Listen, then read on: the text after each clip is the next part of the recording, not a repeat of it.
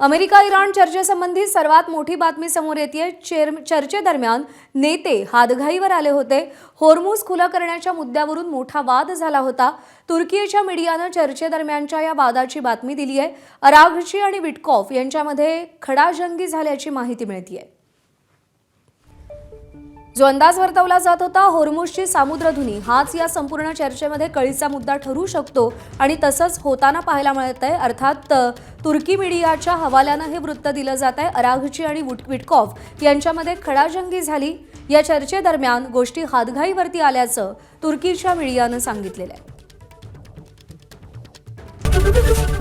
ABP माझा, उघडा डोळे बघा नीट।